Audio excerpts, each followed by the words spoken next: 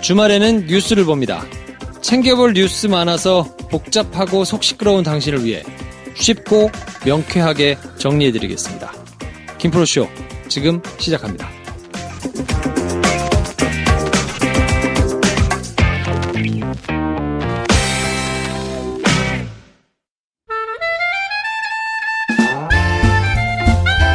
네, 주말에는 김 선생을 만납니다. 자, 살아오셨습니까? 죽다 살았습니다. 아, 너무 더워가지고. 네. 야, 지난주 저희 방송 때보다 더 더웠죠? 이번 주가? 한 평균 0.5도에서 1도씩은 더 올랐죠.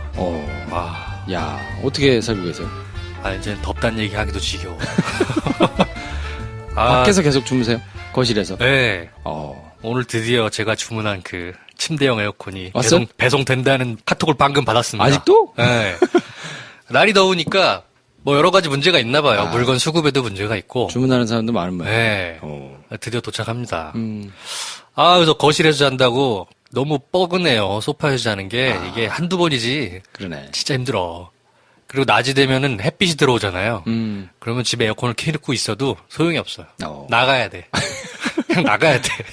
저도 네. 햇볕이 쨍하게 들어오면 녹음이 없는 날은 잘 못 앉아 있어요. 그죠? 네.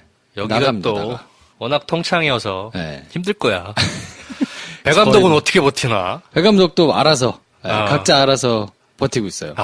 사무실에는 녹음 있을 때만 오고 녹음 없을 때는 뭐 주변 카페를 전전하면서. 정말 힘드네요. 네. 아직 근데 보름이나 더 남았어요. 태풍이 올라온다던데 안 되나요? 비껴 나갈 것 같아요. 진짜요? 네. 직접 비를 뿌리거나 이러진 못할 것 같고. 네. 나 이게 좀 왜 안 하나 몰라. 중국에서는 인공비 뿌리잖아요. 네. 우리도 인공비 좀 뿌리면 안 돼? 돈이 많이 들겠지. 그러고 한 번만 딱 뿌려도 시민들이 내는 전기세에 비하면 훨씬 싼 돈일 것 같은데. 모르겠네요. 재난대책 때 쓰려는 비용이 이런 데 써야 되는 거 아닌가? 한 1시간 정도, 2시간 정도 비만 가볍게 뿌려줘도 굉장히 많이 평균 온도가 낮아질 거거든요. 그래요? 네. 다시 지열을 올라가는 거 낮추는 아닐까? 한계가 있으니까. 금방 말릴 거 아니야. 말르더라도. 지금은 벌써 한 2주 넘게 이렇게 계속해서 땅이 데펴져 있잖아요. 네. 그러니까 열섬 현상이 도심 내에서도 일어날 수밖에 없는 것 같아.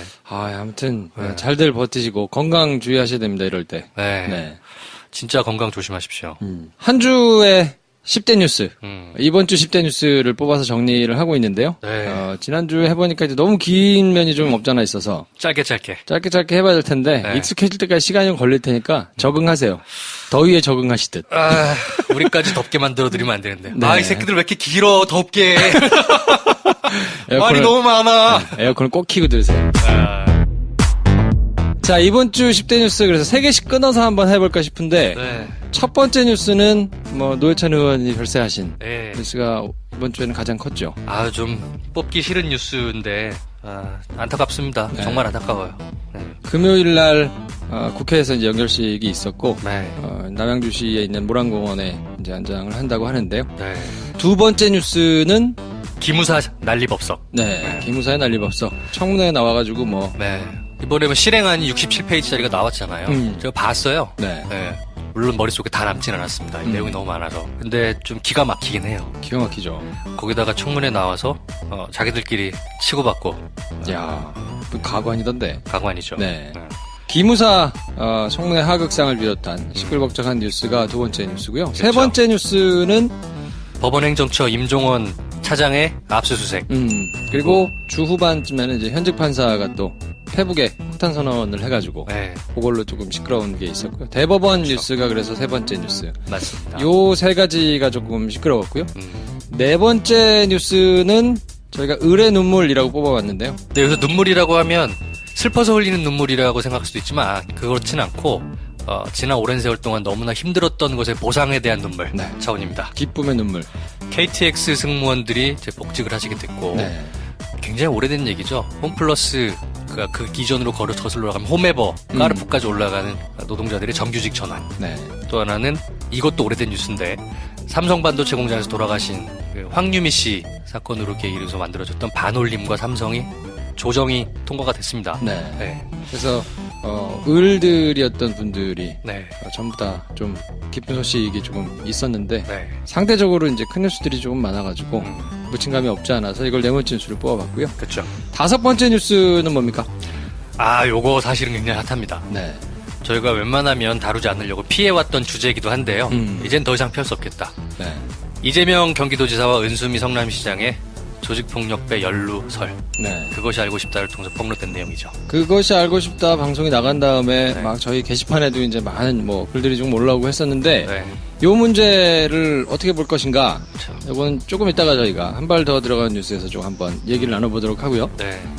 여섯 번째 뉴스는 유승민 바른미래당 대표가 지난 박근혜 정권 때 안종범 경제수석에게 인사청탁을 했던 문자들이 드러났네요. 네, 유승민 문자, 블랙하우스에서 청탁 문자들을 무더기로 공개했는데, 네. 야, 내용 보니까 꼼꼼하게 올해도 많이도 하셨더만요. 굉장하죠. 네. 요청하는 사람이 너무 많더라. 그거 어떻게 다 처리했나 몰라. 그냥 이게 그러니까 일상이었던 거죠. 네. 네, 굉장히 자연스럽게 일상적으로 했던 거라서, 그걸 이제 그럴 거라고 생각을 많이들 했지만, 문자를 직접 이제 놓고 보니까 참 좀 그렇더라고요. 이 문자 뉴스가 작년에 장충기 문자 네. 좀 많이 나오지 않았습니까? 많이 나왔죠. 언론인들의 그거와 더불어서 양대 지금 문자 뉴스인 것 같습니다. 그렇죠. 근데 이제 장충기 문자는 장충기가 받는 입장이었으니까 네. 또 언론사들도 지속적으로 많이 한다기보다는 간헐적으로 이제 처음 하는 네. 나름대로 용기를 내 가지고 한번 하는 이런 것들을 모아놓으니까 네. 천태만상 약간 그런 식인데 아유 난리도 안 했어. 이거는 굉장히 친밀한 두 사람이 지속적으로 오랫동안 막 얘기를 주고받은 거라서 유승민을 특정하긴 했지만 유승민 의원 말고도 청탁하신 분들 이름이 많이 까졌습니다. 네. 아무튼 그래서 유승민 문자가 여섯 번째 뉴스고요. 네. 일곱 번째 뉴스는 뭡니까? 우리 오프닝에도 얘기했지만 역대급 폭염. 진짜 역대급이에요. 역대급 폭염. 그리고 그 폭염을 둘러싸고 나오는 여러 가지 말들. 특히 원전 재가동이니 뭐니. 그렇죠. 탈원전에 관련된. 네. 부산에서는 이제 사망자도 생기고. 그렇죠. 너무 더워가지고. 네. 어디를 보니까 무슨 대구에서는 조형물도 철거한다고. 대구 현대백화점 앞에 가면 슬리퍼 늘어나 있고 이런 것들을 일종의 전시미술처럼 만들어 놓은 게 있어요. 네. 데프리카의 상징물처럼. 그게 약간 재미 요소였는데 사람들이 이제 너무 더우니까 짜증이 나가지고 저거 보면 더워 보인다고 철거하라고. 야. 철거하기로 했답니다. 야, 그럴 일인가 싶은데 네. 이제 후라이팬에 계란 후라이 이렇게 있고 이런 건데. 좀 화날 것 같긴 해. 그래요? 안 그래도 더워 죽겠는데 진짜 큰 슬리퍼가 쭉쭉 늘어나고 있어. 야, 너 치워버려. 짜증나게. 야, 진짜 성난 민심이 네. 느껴지는 뉴스였어요. 그렇습니다. 여덟 번째 뉴스는 국제 뉴스인데 라오스 댐이 붕괴해가지고 우리가 고대 파견도 했는데 네. 이걸 이제 SK 건설에서 또 지었어가지고. 이게 우리나라랑 무슨 상관이 있느냐 하실 텐데 시공사가 SK건설이고 운영이사가 또 한국서부발전이란데요. 그래서 시공과 운영이 둘 다 한국 회사라는 게 문제입니다. 네. 네. 비가 와서 어쩔 수 없이 유실된 거냐 아니면 부실 시공에 의한 붕괴냐 네. 요게 좀 사실은 갑론을박이 좀 있어요. 네. 아무튼 요거는 큰 뉴스로 막 그렇게 다뤄지지는 않았던 것 같은데 네. 그래도 어쨌든 지켜봐야 될 것 같고. 그렇죠. 아홉 번째 뉴스는 박원순표 서울페이 옥탑방 생활을 뽑으셨네요. 박원순 시장이 한 달 동안에 강북구 삼양동에서 옥탑방에서 생활하시겠다고 해서 지금 가 계시죠? 네. 그냥 봐도 더워 보이던데 에어컨 났을까요? 안 났지. 에어컨 안 났어요? 너무 욕먹지 이 사람. 그래요? 그렇죠. 그래도 어떻게 살아? 그러니까 당신 샀던 그거라도 사야 되는 거 아니에요? 아니야. 7평짜리. 제가 볼 때는 기왕 한 달 살 거면 네. 에어컨 없이 깔끔하게 사는 게 그 선풍기로만? 좋다. 네. 선풍기와 부채로. 장난 아닌데. 네. 인정해드리겠습니다. 인정하지 이거는. 야, 옥탑방에서 네. 에어컨 없이 이건 인정해드려야 됩니다. 이거는. 네. 특히 이번 같은 여름에. 또 하나가 소상공인 카드 수수료, 결제 수수료 부분을 해결하고자 이제 서울페이라는 제도를 네. 시도하겠다고 들고 나오셨어요. 요게 어떻게 될 것이냐 좀 주목해 볼 필요가 있는 것 같습니다. 네. 우리가 이렇게 10개 뉴스를 그냥 쭉 훑고 담고로 가나요? 일단 열 번째 거를 얘기 안 했어요. 오케이. 네, 열 번째 걸 뭘 꼽을까 고민하다가 네. 굉장히 굉장히 의외의 뉴스를 뽑으셨어. 의외의 뉴스예요. 네. 열 번째 뉴스는 항상 그런 뉴스니까. 네. 해외여행족이 챙겨가는 음식 1위가 라면이고 2위가 고추장이고 3위가 김이라는 무려 연합뉴스의 기사.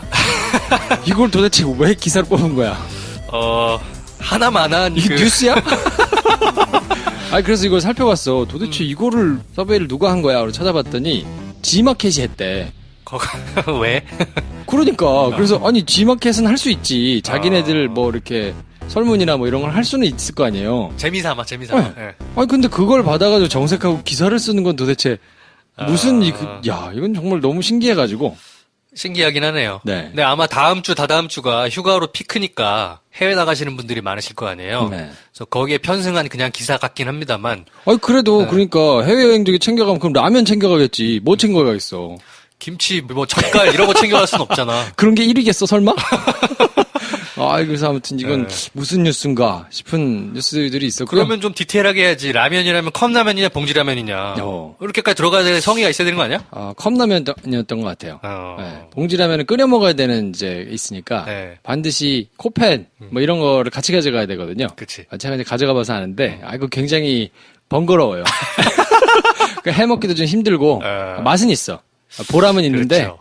그럴 바에야 그냥 가성비를 치면 컵라면이 높아서. 컵라면. 네. 컵라면 좀 더 디테일하게. 컵라면이라 하면 상표? 사이즈가 작은 걸 갖고 가냐, 좀 큰 그러네. 왕뚜껑 이쪽 걸 가져가냐. 그런 것까지는 집계가 안 되겠지. 네. 나 같으면 작은 걸 갖고 가겠거든. 부피가 좀 작으니까. 아무래도. 네. 네. 작은 걸 여러 개 갖고 가는 게 낫지 않냐. 근데 이제 그거는 제가 라면을 많이 가지고 다니는 입장에서 찌그러져요. 옷에다가 넣어가지고 가니까 네. 종이로 돼 있잖아요, 보통. 그치. 거기에 이제 찌그러져가지고 라면이 부서지는 경우도 있고 조금 이제 모양새가 안 좋아지는 경우가 있거든요. 캐리어에 넣더라도 막 이렇게 되다 보면. 그래서 이제 플라스틱으로 돼 있는 왕뚜껑 뭐 이런 것들이 보존력은 높습니다. 우리 10개 뉴스 중에 이거 제일 길게 했어, 지금. 그러니까. 중요한 뉴스네, 이 사람아. 이럴 일은 아닌데. 네. 자, 그래서. 고추장과 김은 밥 비벼 먹겠다. 그렇지. 이거 햇반이 없네. 이거 잘못된 조사야. 그래요? 햇반이 있어야 고추장과 김이 의미가 있는데. 아니, 뭐 4위, 5위 있을 거야. 잠깐만요. 그치? 제가 한번 찾아볼게요. 네. 이게 뭐 그 뒤로도 뭐가 더 있던데? 당연히 4등은 햇반이지 않을까 저는 생각합니다. 그래요? 야, 요거 신박하네. 즉석밥이 있어야 고추장과 김의 의미가 있잖아요. 자, 1위는 라면. 근데 컵라면 그건 안 나왔어요. 2위가 고추장 21%, 3위가 김 15%, 네. 4위가 김치 12%. 김치에 틀렸네. 밀렸습니다. 즉석밥이 10%로 5위. 그 다음에 참치가 6위. 그 다음에 밑반찬이 5%. 젓갈이 2%네요. 젓갈도 갖고 간대요? 네.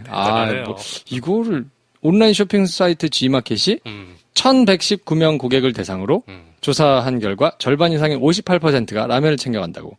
이게 무슨 뉴스인지 모르겠는데. 그렇군요. 아무튼. 자, 그래서 1번부터 10번까지 노회찬 별세, 기무사 시끌벅적, 임종원 압수수색, 을의 눈물, 이재명과 은수미, 유승민 문자, 역대급 폭염, 라오스댐 붕괴, 박원순과 서울페이, 그리고 해외여행족 뉴스까지. 네. 이렇게 10개가 이번 주에 그래도 가장 핫하거나 시끄럽거나 그렇죠. 했던 뉴스 같고요. 저희가 이슈를 더 깊이 들어가는 몇 가지 뉴스를 들어가기 전에 저희 10개 뉴스 중에 생각나는 거를 몇 개 좀 얘기해 볼게요. 일단 을의 눈물. 이건 정말 잘된 일인 것 같습니다. 그렇죠. 네. 대부분이 이게 10년 이상 끌었던 문제들이에요. 오래됐죠. 네. KTX 승무원 문제도 그렇고 홈플러스 정규직 전화 이게 사실 영화로도 됐었잖아요. 카트랑 송곳 네. 드라마. 그러니까 우리 김프로쇼의 친구 문정희 배우께서 카트에도 나오지 그렇죠. 않으셨습니까? 네네. 네. 굉장히 오랫동안 있었던 문제인데 잘 해결된 것 같습니다. 정말. 그리고 반올림 문제도 마찬가지고. 이게 2007년에 황유미 씨가 사망하시고 나서 2008년도에 반올림이 발족한 거거든요. 그럼 딱 11년이에요. 네. 그러니까 11년 동안 해결이 안 됐던 문제라는 거죠. 그래서 저는 여기서 겹쳐지는 게 이 문제들이 대개 다 10년씩 됐다. 이명박 박근혜 치하 10년이 딱 떠오릅니다. 그렇죠. 네. 네. 정권 교체가 안 됐다면 해결되기 힘들었던 문제다. 네. 그건 분명하죠. 네. 네. 쌍용차 문제 아직 해결 덜 되고 있죠. 그리고 완벽하게 이거랑 등치될 수는 없지만 대한항공 또 마시아나항공 이런 갑과 을의 문제들 점차 해결되는 방향으로 가야 되지 않나 생각합니다. 네. 법원 뉴스 하나 조금 짚어드리고 싶은데 네.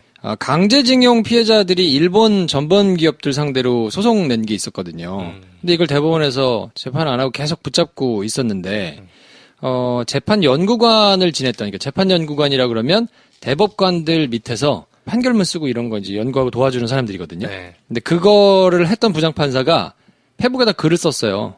근데 전체 공개는 아니고 친구 공개로 해가지고 글을 썼는데 네. 요는 그거예요.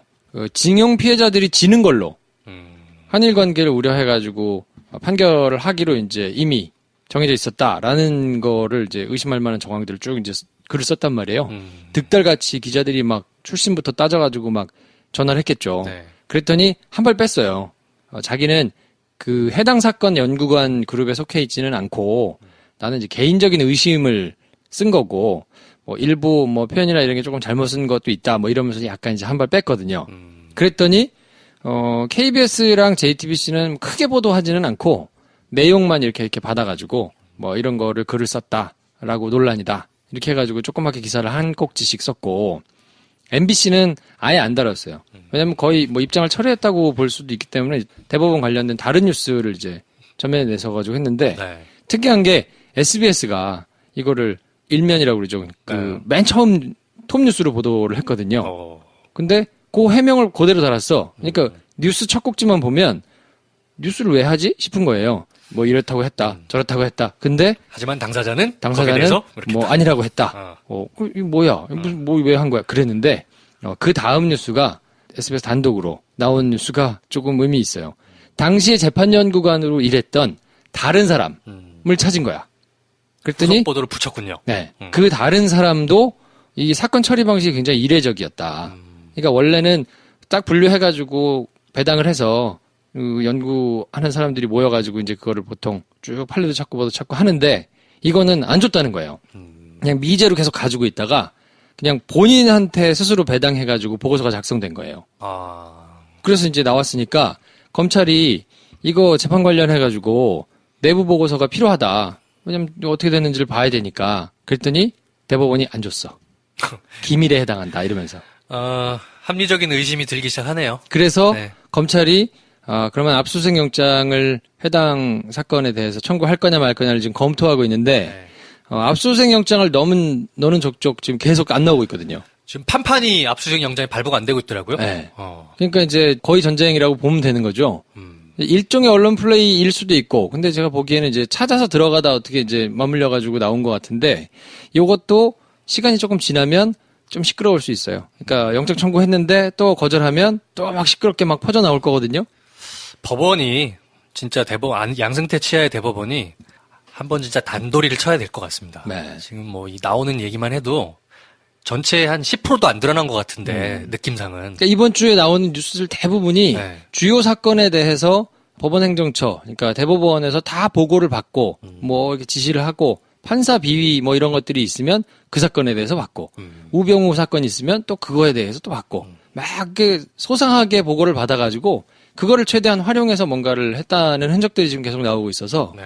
하여튼 뭐 산발적으로 여기저기 단독이라고 계속 나오는데 요지만 생각하시면 그동안 법원에서 대법원에서 했던 좀 캥기는 일들이 막 여기저기 막 터져 나오고 있거든요. 근데 검찰에서 공식적으로 수사가 들어가서 압수수색 영장을 청구하면 잘 안 나와요. 네. 그러니까 이거는 장기전으로 갈 가능성이 조금 있어서. 그러네요. 네. 이번 상황을 한번 좀 지켜보시면 좋을 것 같아요.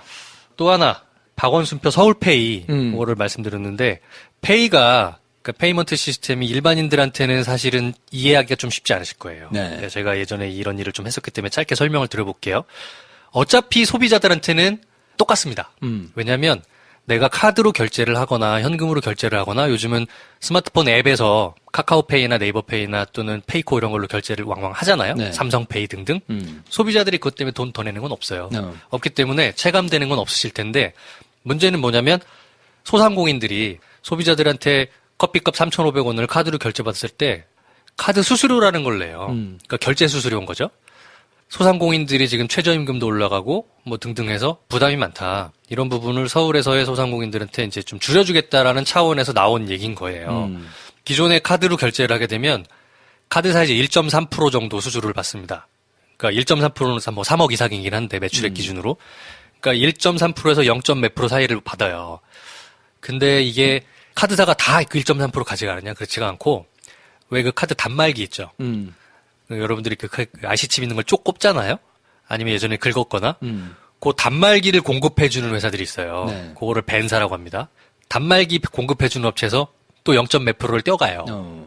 중간에 벤사 이런 애들이 떼어가는 수수료가 합쳐져서인데 지금은 카카오페이나 페이코 같은 경우는 단말기를 직접 그렇게 벤사카처럼 수수료를 떼어가는 데가 없어요. 그래서 페이먼트 회사 카카오나 페이코 쪽에서 직접 수수료를 떼어가기 때문에 조금 더 저렴하긴 해요. 근데 이제 서울시에서는 아예 그것까지도 수수료 제로를 만들어보자라고 얘기를 한 거예요. 근데 수수료 제로가 될 수 있는 거냐, 어떻게 기술적으로 뭐가 새로운 수수료가 발생할 수 없는 기술이 나온 거냐, 그게 아니고 페이 업체랑 은행 쪽에서 자기들이 먹을 수수료를 그냥 안 받겠다라고 하는 거예요. 근데 여기에는 두 가지가 있습니다. 하나는 기존의 카드사들은 이 서울페이에 들어와 있지 않아요. 그게 핵심이에요. 카카오페이, 페이코, 삼성페이, 네이버페이 등등만 들어와 있어요. 걔네 왜냐? 기존의 카드사들이 갖고 있는 그 시장을 뚫기가 너무 힘든 거예요. 자기네들이. 온라인에서는 카드사들이랑 어떻게 경쟁을 해볼 텐데 오프라인으로 진출하려면은 생각보다 시간과 비용이 많이 들거든요. 네. 서울시가 알아서 홍보해주고 영업점을 대신 해주는 거예요. 개념상. 나름의 윈윈이네요. 그렇죠. 그러니까 자기들은 오프라인 마케팅 수단을 늘리기 위한 일종의 방법이라고 생각하고 수수료를 안 받는 겁니다. 그래서 들어온 거예요. 그리고 은행들은 카드사에서, 그러니까 카드로 내가 3,500원을 결제했다 그러면 카드사에 은행에서 돈을 쏴주는 거예요. 그러니까 주거래 은행들이 있으니까 은행에서 카드사로 돈을 결제해 줄 때 수수료를 떼요. 그 수수료를 안 받겠다. 은행들은 그 수수료가 뭐 엄청나게 큰 돈 아니기 때문에 서울시정이 협조하는 차원으로 들어온 거예요. 그러니까 사실은 시, 영세상인, 페이먼트 회사, 은행 다 윈윈인 방법이긴 해요. 근데 이게 원활하게 돌아갈 것이냐라는 거는 약간 의심 또는 플러스 약간 지켜봐야 된다 생각을 해요. 왜냐하면 소비자들이 깔아야 되잖아요. 뭐 새로 깔 건 없어요. 카카오페이나 이런 거 기존에 쓰던 사람은 그냥 거기서 QR코드를 딱 찍기만 하면 돼. 근데 보통 카드 결제를 많이 하지 이게 페이먼트를 잘 쓰진 않았거든요. 그렇죠. 그러니까 그 허들이 좀 있어요.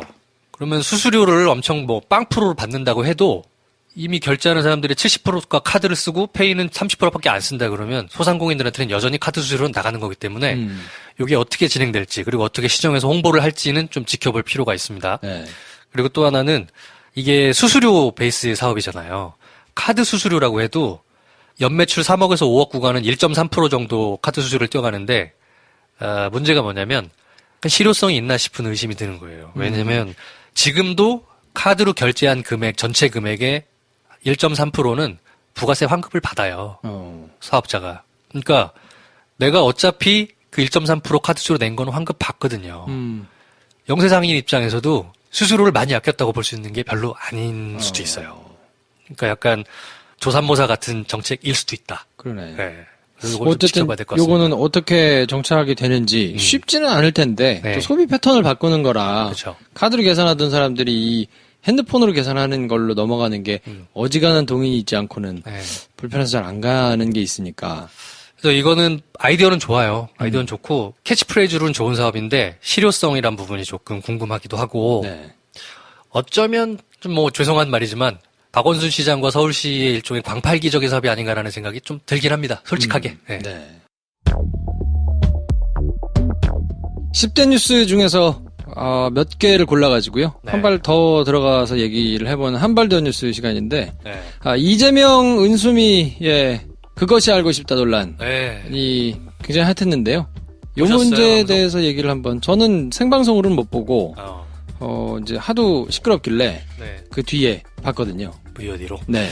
생방송으로 봤죠. 흥미진진하더라. 네, 흥미진진해. 일단 네. 첫 번째 인상평은 어떠셨어요? 보자마자? 그걸 쭉 다 보고 난 다음에 터질 게 터졌다. 라는 생각이었어요. 터질 게 터졌다. 실제로 조폭과 유착관계나 이런 그 실체가 드러나서 법적 책임을 묻거나 뭔가 도덕적인 책임을 물을 만한 그런 터질 게 터졌다라는 게 아니라 지난 지방선거 전부터 사실은 이재명 시장에 관련된 이슈들은 커뮤니티 사이에서는 많이 돌았던 얘기들이에요. 네. 새로운 뉴스가 아니었어요. 다만 전면적으로 드러나지를 않았어요. 굳이 얘기를 다 저희는 하진 않았습니다만 지방선거 때 이재명 성남시장이 경기도지사 후보로 민주당 내에서 경선을 통과할 때 그때 나왔던 굉장히 많았던 잡음들 그리고 그 이후에 선거 과정에서 불거졌던 여러 가지 과정들 때 다 나왔던 얘기들이에요. 다만 메인 언론이라고 할 수 있는 공중파들에서 다루지를 이렇게까지는 본격적으로 안 했거든요. 김부선 씨 이슈 외에는. 네.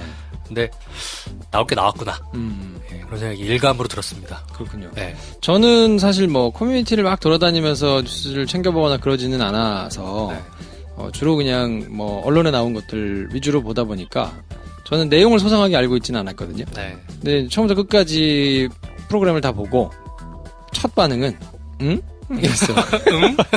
네. 약간 뭐 좀 갈리는 것 같기도 한데 네. 오늘 이 뉴스를 다루는 것 때문에 네. 또 한바탕 막 이렇게 시끄러운 평온한 게시판이 또 한바탕 난리가 나거나 뭐 이럴 수도 있겠습니다만 가능성이 있죠. 네. 네. 그렇지만 어쨌든 뭐 저희가 느낀 바 뭐 그대로 한번 얘기를 해보면 어떨까 싶어서 그렇죠. 네. 일단 뭐 입장은 두 가지로 나눠질 것 같아요. 네. 편파 보도여서 문제가 있다라는 쪽과 뚝심을 가지고 뭐 하여튼 합리적인 의혹을 제기했다. 네. 공정 보도다라고 네. 좀 나눠질 것 같은데 네. 어떻게 보셨습니까? 여기서 저희가 그 두 입장 중에 하나를 고른다면 네. 우리는 폭탄을 맞을 겁니다. 고르지 않겠어요. 아사모사하게. 그 두 개를 입장을 정한다기보다는 네. 보는 사람의 시각으로 말씀드릴 수밖에 없는 거예요. 정치인이 가지고 있는 이런 이슈들에 대해서 거기다가 경기도지사라는 자리가 굉장히 큰 상징성이 있는 광역단체장이지 않습니까? 네. 이런 의혹 제기가 된 거는 그럴만하다. 공정하다 아니냐를 떠나서 네 저는 그렇게 생각해요. 언제까지 이걸 덮고 갈 거냐. 광범하게 퍼져 있는 의혹들인데 차라리 이렇게 한번 불거져서 문제가 있다면 거기에 대해 책임을 지는 방향으로 올라갈 것이고 아니다. 공정보도가 아니고 뭔가 편파보도였다 그러면 이재명 시장이라는 정치인에 대해서는 그 부분은 털고 갈 수 있는 겁니다. 그러면 시정에만 매진할 수 있겠죠. 오히려 저희한테는 전체적으로 볼 때 그게 더 이득이다. 라는 생각이 들었어요. 근데 이제 후자를 걱정하시는 분들은 네. 낙인 효과 때문에 그게 아니라 하더라도 책임은 누가 지냐. 법적으로 이겨도 이미 사람들한테는 조폭과 문제가 있는 사람이라고 낙인이 찍히기 때문에 이거 언급되는 것 자체가 굉장히 불리하다라고 이제 걱정을 하실 텐데. 그럴 수도 있죠. 그 양쪽 입장 말고요. 이걸 이렇게 두 가지 프레임으로밖에 볼 수 없나?를 좀 고민하다가 보니까 저는 조금 다른 측면으로 한번 문제를 보고 싶은 생각이 들었는데 네. 한번 들어보시고 어떤지 한번 봐주셨으면 좋겠습니다.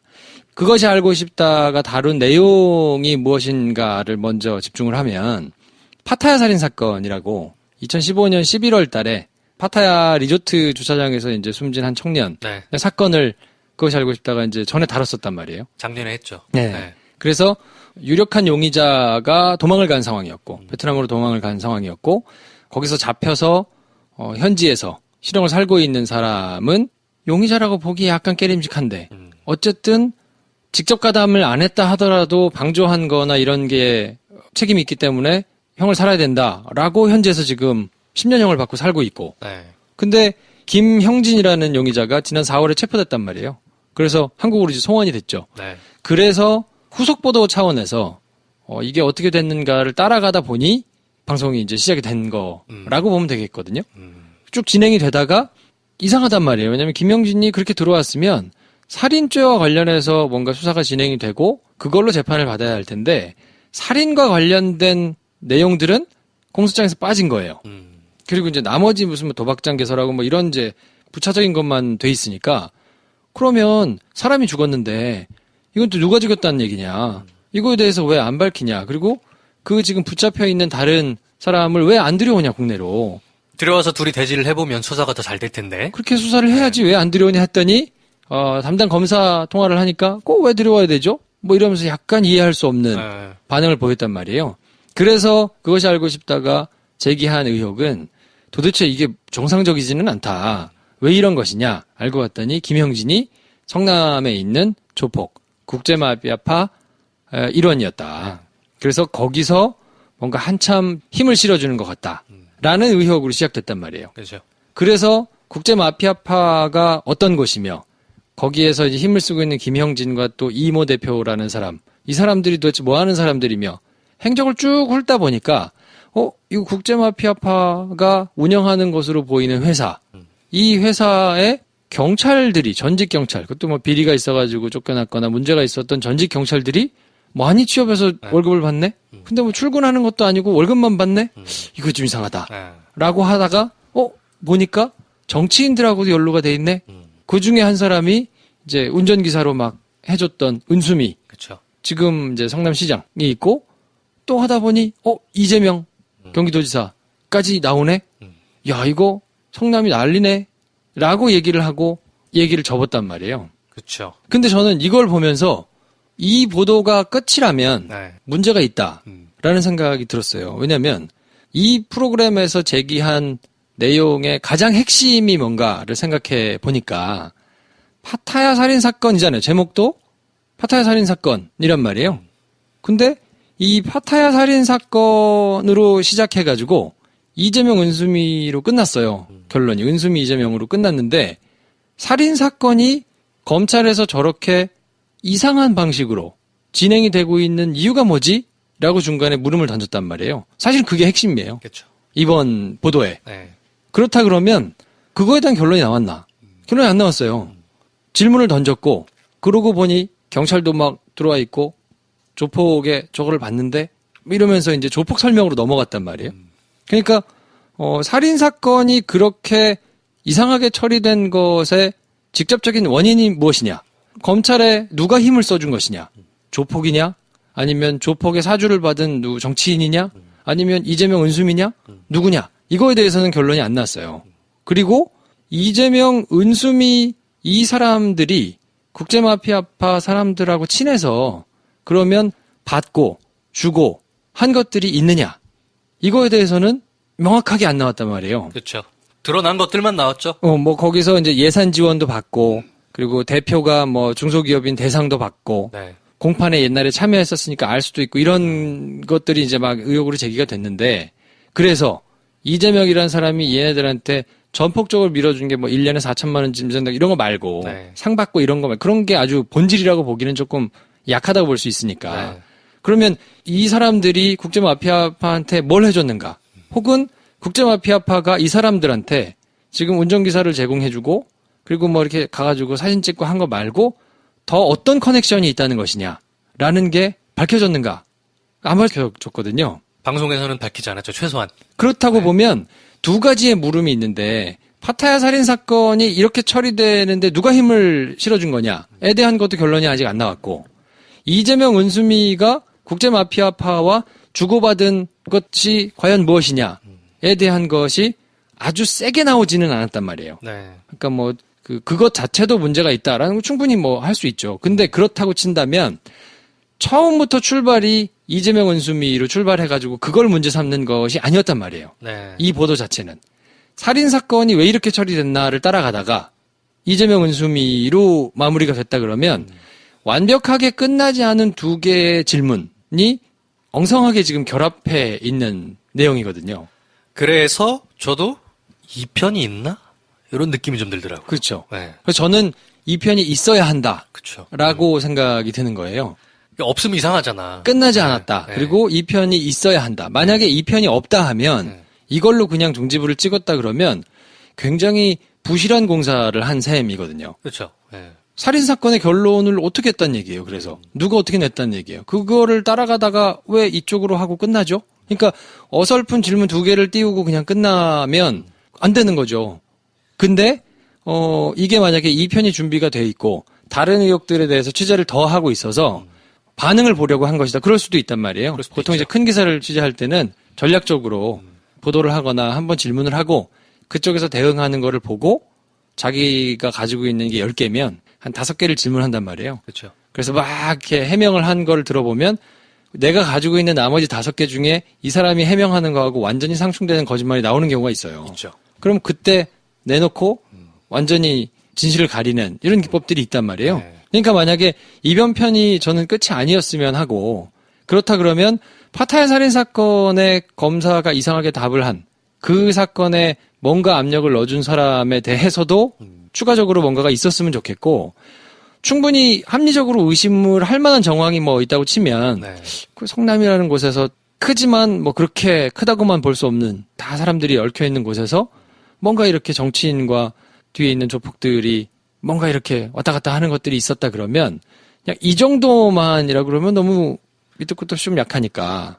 여기 드러난 것만 가지고 이번에 지난 토요일 날 방송했던 것이 다다 그러면 굉장히 어설픈 그물인 거죠. 그렇죠. 네. 고기가 아무것도 안 잡히는 그물인 겁니다, 이거는. 네. 네. 그래서 그거 자체가 그런 문제가 없단 말이냐 그 말씀이 아니고 그렇죠. 이렇게까지 각 잡고 파타야 살인 사건을 끌어가지고 이렇게 와서 얘기를 할 계제는 아니었다는 거죠. 다른 방식으로 문제 제기를 했어야 네. 정치인들의 도덕성을 점검한다거나 뭐 알았는지 몰랐는지 이것만으로도 거짓말 하나만 가지고도 큰 문제가 될 수 있어요. 그러면 그 문제 제기를 파타야 살인 사건으로 하는 건 맞지 않다는 얘기인 거예요. 두 사람의 깨림직한 것들이 있어서 그거에 대해서 어떻게 알았느냐, 왜 몰랐다고 했느냐, 뭐 이런 걸 가지고 이제 문제를 삼아서 갑론을박하고 해명을 받아서 근데 해명을 받다 보니까 이상한 게 있다. 이렇게 차라리 물고 늘어져서 정치인들의 도덕성을 점검하는 것을 주제로 가져갔다면 그거는 있을 수 있으나 파타야 살인 사건에 이상하게 힘을 실어준 것이 이상하다는 것을 시작으로 해가지고 이 문제를 가버리면 어떻게 연결이 될 수 있냐면 그 파타야 살인 사건의 김형진한테 뒷배를 봐준 게 은수미거나 이재명일 수 있겠구나. 그러니까 막연한 상상만 하게 만들어버리는 거잖아요. 네. 네. 그건 책임 있는 보도 태도는 아니죠. 그러니까 그거는 있어서는 안 될 사람들이 받아들이기에 심각하게 안 받아들이면 네. 그렇게 자연스럽게 조폭하고 연결돼 있고 그러면 저것도 파타야 살인 사건도 여기서 힘을 써줬겠네 라고 생각을 할 수 있기 때문에 실제로 저희처럼 이렇게 각 잡고 생각해본 사람들이 아니고 그냥 한번 본 사람들이라면 그냥 심증으로 그런 식으로 자리 잡았을 가능성이 높죠. 네. 네. 그러니까 그거는 절대 있어서는 안 되는데 네. 저는 그래서 이 탄이 이 앞부분에 있는 파타야 살인 사건에 힘을 뭔가 영향을 미친 사람이 누구인가에 대해서도 또 이재명 은수미가 조폭들과 뭔가 연루가 돼 있다면 지금의 문제 제기했던 것보다 훨씬 더 혹은 해명을 받아서 그 해명이 말이 안 되는 무언가가 더 나오는 식으로 추가 취재 내지는 뒤편이 준비가 돼 있으면 싸우다가 명백하게 결론이 어쨌든 날 거라고 보거든요. 왜냐면 이재명 쪽에서는 또 반론을 제기하고 뭐 합리적으로 막 여러 가지를 이제 지적을 했으니까 네. 더 준비가 돼 있다 그러면 그게 오가는 사이에서 뭔가 이제 누가 진실을 말하고 있는지가 나오겠죠. 이재명 시장은 실제로 자기 페이스북에 촘촘하게 반론을 썼어요. 네. 네. 이제 거기에 대해서 SBS 쪽에서 답을 할 차례인 거죠. 그래서 이렇게 말한 것처럼 어쨌건 세상에 지금 드러나 버리는 화두가 됐어요. 네. 그러면 둘 중에 뭐 SBS와 이재명 그 경기도지사 둘 간에 뭐가 되든 끝까지 얘기를 해야 돼요. 네. 그렇지 않으면 이렇게 애매하게 간다? 그러면 청취자들이나 유권자들을 약간 놀린 거죠. 만약에 SBS 측에서 더 이상의 것을 내놓지 못하고 네. 우리는 할 것을 다 했다라고 하면 저는 그건 비겁하다고 생각하고요. 그렇죠. 왜냐하면 그러기에는 한 사람에 맞는 타격이 좀 너무 크다라는 생각이 있고 정상적으로 문제 제기를 했고 그거에 대해서도 지금 던져놓은 질문에 대해서 명확한 답을 내지는 않았기 때문에 네. 그거에 대해서 어쩐 식으로든 좀 마무리가 됐으면 좋겠고 그러니까 이 문제를 바라보실 때는 조금 호흡을 길게 해서 네. 이재명 측에서 이제 해명을 했으니 공을 다시 SBS로 던진 거잖아요. 그쵸. SBS에서 이 공을 어떻게 받아가지고 다시 던지느냐를 조금 지켜보고 그것이 진행이 된 다음에 최종적으로 판단을 해도 괜찮지 않겠나 싶은 생각은 듭니다. 그렇습니다. 지금 사실 제가 뭐 지방선거 전후로 해서 커뮤니티나 또 다른 팟캐스트들에서 나왔던 얘기들을 잠깐 언급드린 이유는 그 이재명 경기도지사와 관련된 이야기들이 생각보다 광범위하게 이미 많이 퍼져 있어요. 네.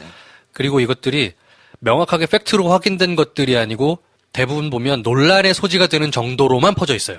이슈는 많지만 네.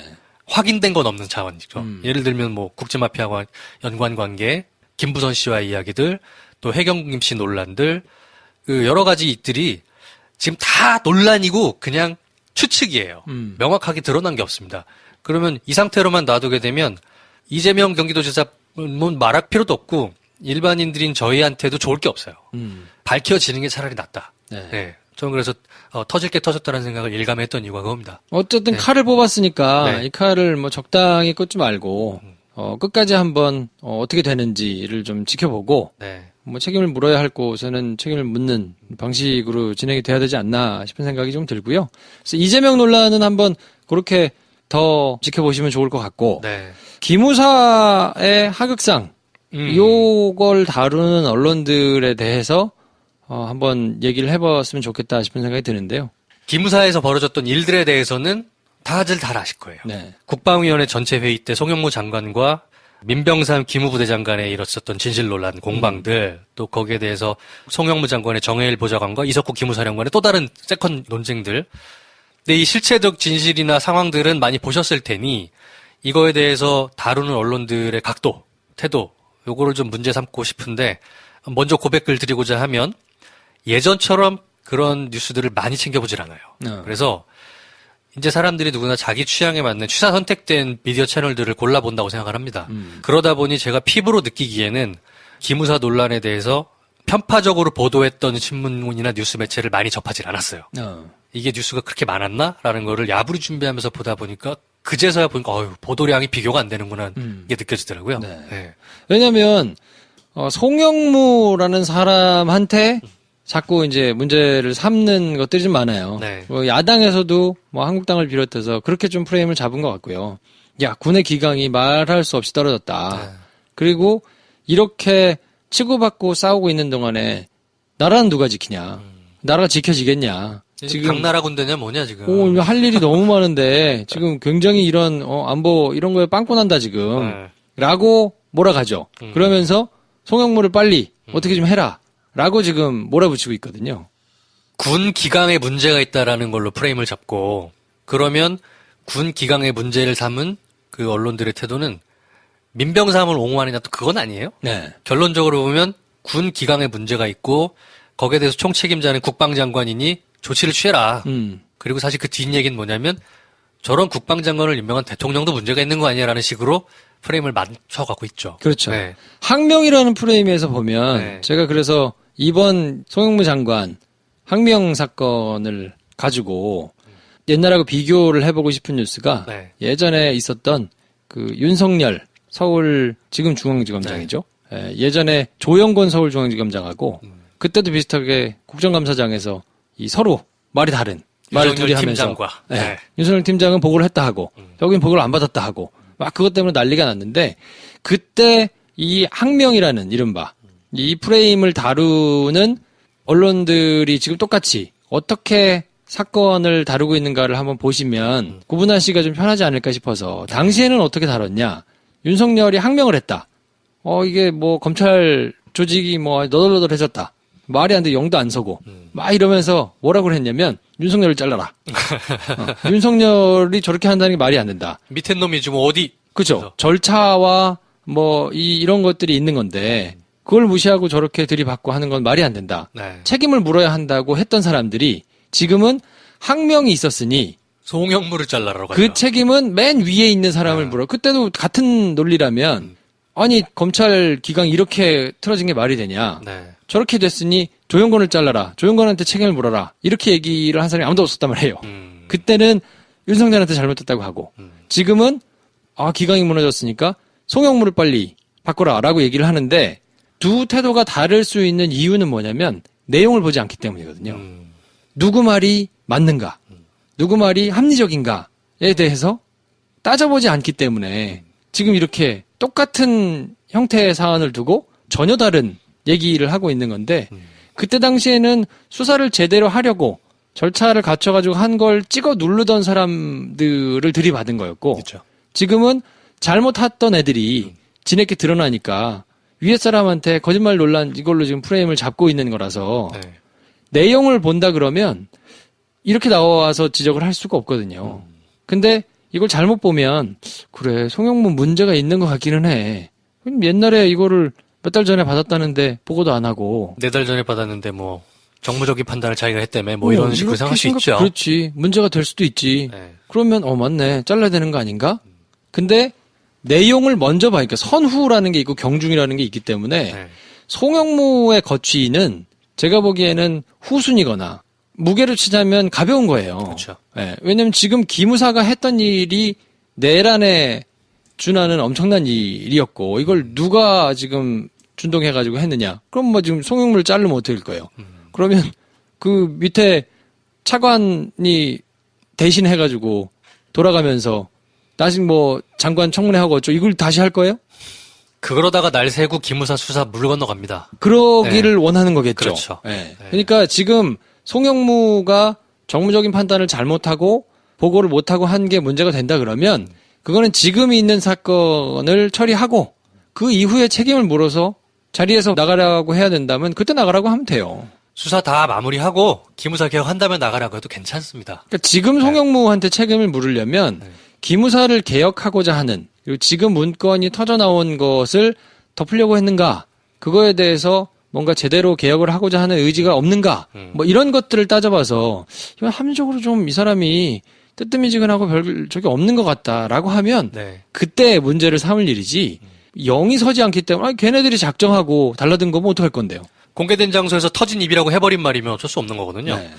우선순위는 1차적으로 이번 기무사 계엄 검토 문건에 대해서 본질을 밝혀내는 게 우선이다라고 문재인 대통령이 선을 그었습니다. 그 다음날.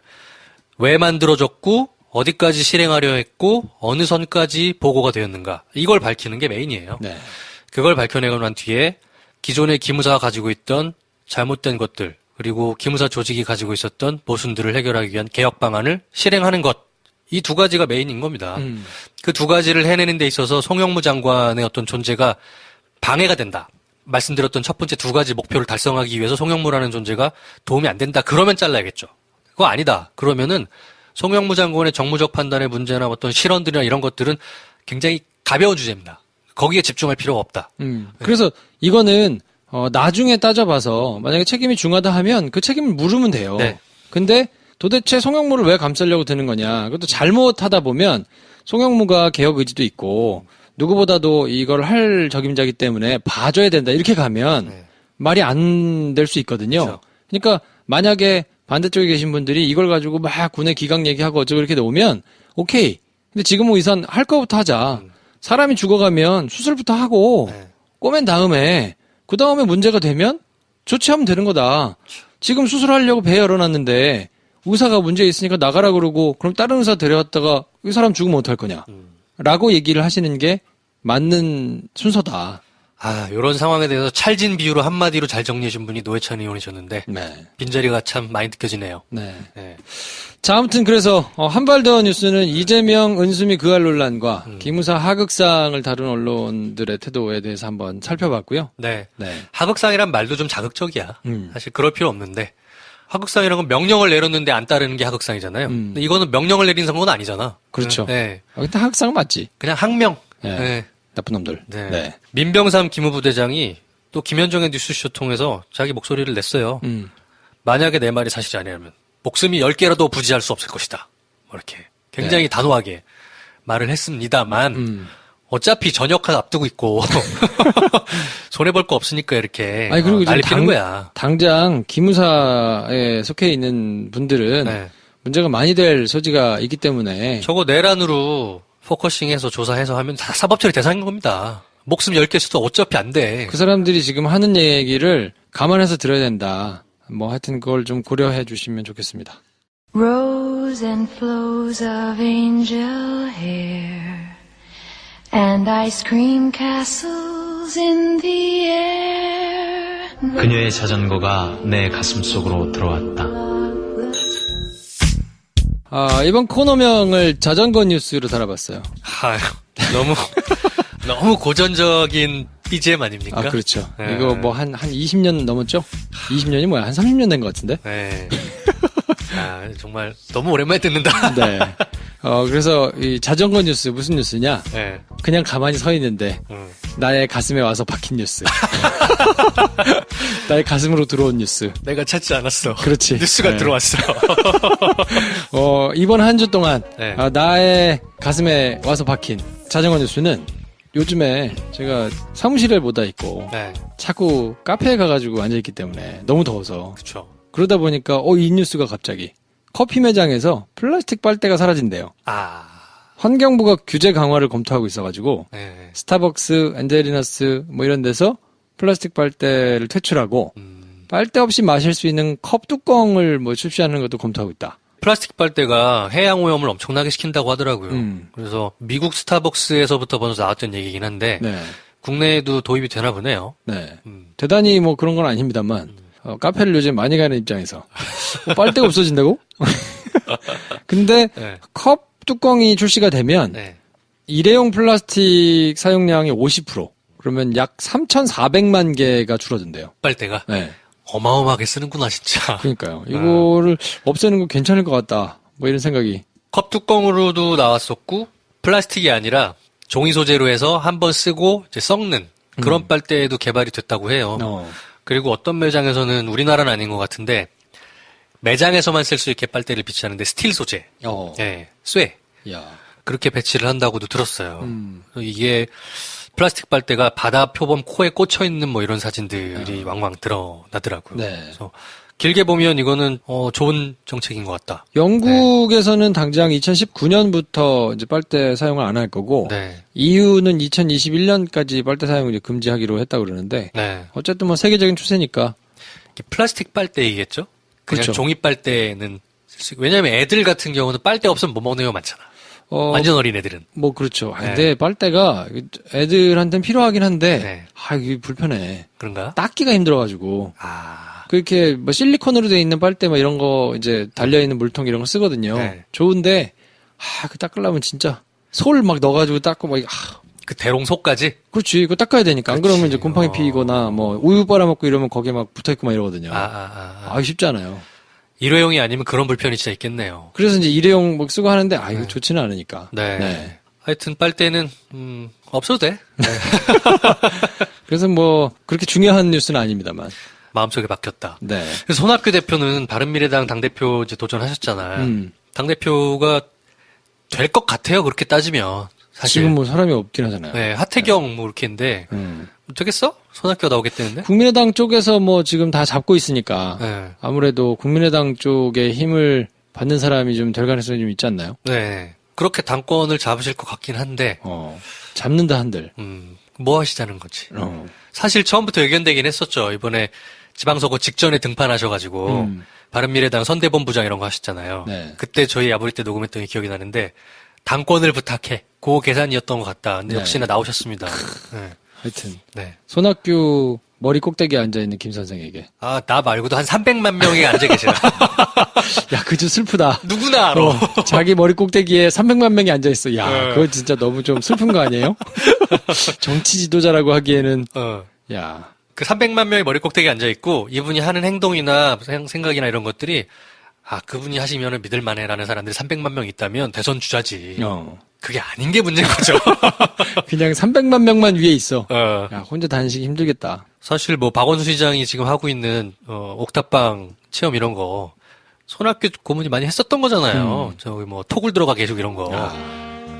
타이밍이 안 좋아. 그걸 그때 해가지고 해봤자 뭐 하자는 거야. 그렇죠. 네, 아무튼 이번 주에도 10대 뉴스와 더불어서 뭐 이런저런 살펴볼 만한 뉴스들을 한번 살펴봤는데요. 네. 저희가 노회찬 의원과 관련해서는 그래도 한번 정리를 조금 하는 시간을 가져야 되지 않겠나 생각을 하다가 내일 이 시간에 저희가 노회찬의 인생 뭐 이런저런 일들에 대해서 대단하지는 않더라도 쭉 한번 정리를 좀 하고 기억을 하면 좋겠다 하는 생각에 내일 노회찬 의원 특집을 좀 한번 해보도록 하고요. 오늘은 이 정도에서 정리하도록 하겠습니다. 다음 시간에 뵙겠습니다. 고맙습니다.